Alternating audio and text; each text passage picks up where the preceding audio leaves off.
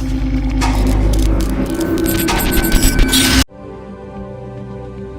sekarang adalah apa yang kita lakukan kemarin. Kita nanti adalah apa yang kita lakukan sekarang. Kita ini Indonesia sekarang apa?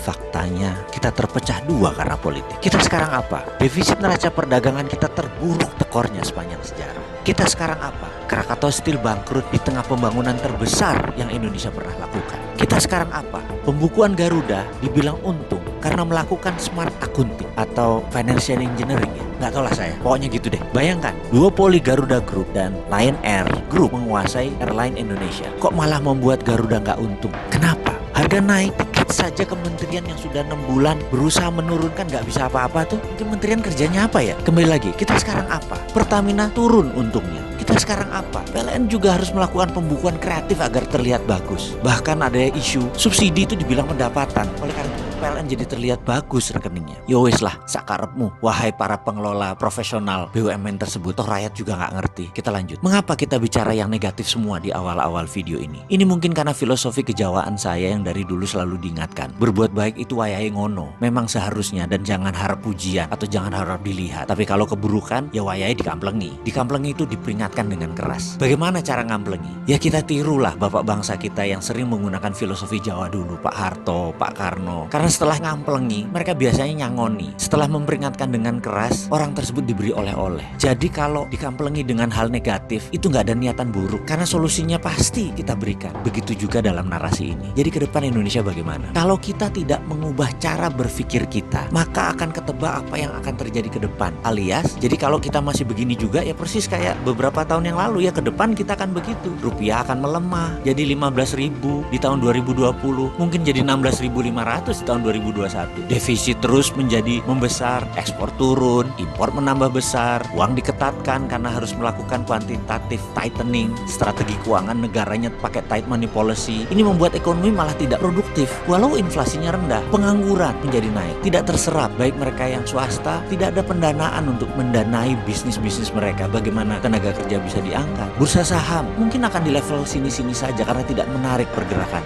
Ini semua kalau kita masih menggunakan cara berpikir kemarin. Bagaimana cara berpikir ke depan? Ada dua hal yang jangan dilakukan lagi, yaitu jangan pakai hutang dalam mengelola negara dan jangan langsung menerima semua direct investment. Pilih-pilih foreign direct investmentnya. Bahkan ketika gubernur sebuah provinsi di media mengatakan akan menerbitkan surat hutang daerah, saya pusing langsung udah mendengarnya. Parah bener cara berpikir bernegara kali ini. Sudah mengakar ya yang namanya hutang. Demikian juga BUMN menggunakan senjata sama, revaluasi aset, asetnya naik lalu cari hutang. Inalum beli Freeport, ngutang. Selisih anggaran negara ditutup pakai hutang.